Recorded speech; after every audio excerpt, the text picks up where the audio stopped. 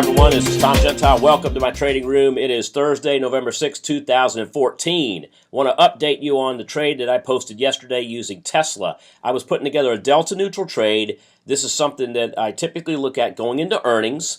All right, it only happens on a few stocks every quarter in earnings because we're looking for stocks that are very, very juicy in implied volatility. That means the expectations are all over the place as to where the stock is going to open the following day. It creates some really good high probability trading strategies, and this is one of them. It's called an Iron Condor.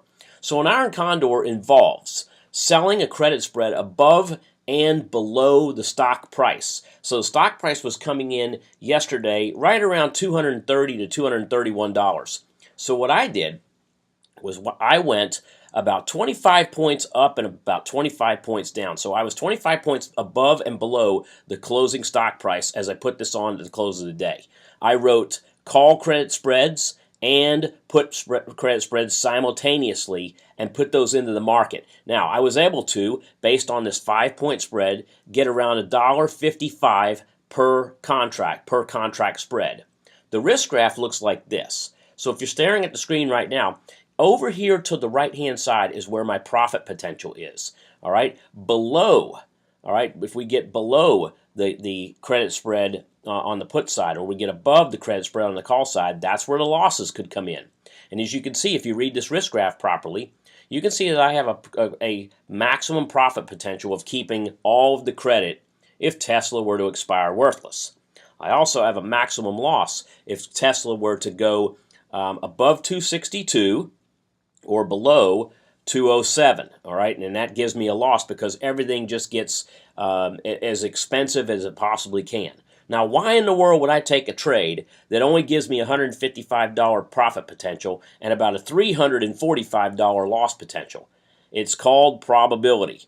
Take a look at this chart right here. This is the options implied volatility over here to the left-hand side for Tesla. Look what happened last time Tesla had its earnings. Once the earnings came out, the option prices plummeted. All right, I want to be a net seller. I want to take advantage of that plummet in options prices. And of course, yesterday, the exact same thing happened again. We had even higher implied volatility coming into yesterday's close. All right, so come on down. I want to show you one more thing, and that is the probability cone. All right, the probability of this thing actually making money mathematically is over 98% in just one day.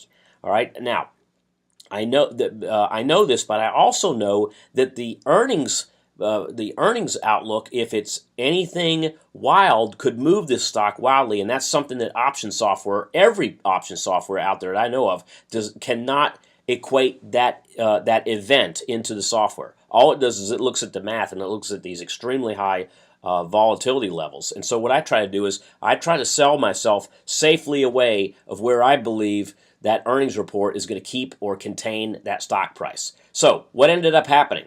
Well, let's pop over to my platform here. And this platform, what I do is I typically trade the smaller contracts in it. And as you can see here, this was today's order, and that was Tesla, all right, Condor. Now, the current price of this coming off the first 15 minutes went $6 to 35 cents. All right, remember, I sold this Condor for $1.55. All right, if I wanted to hit the ask button, I could buy it right back for 35 cents, but I actually put a limit order in, and I got filled at a debit of 25 cents. Profit on the trade, $1.30 or $130 per spread.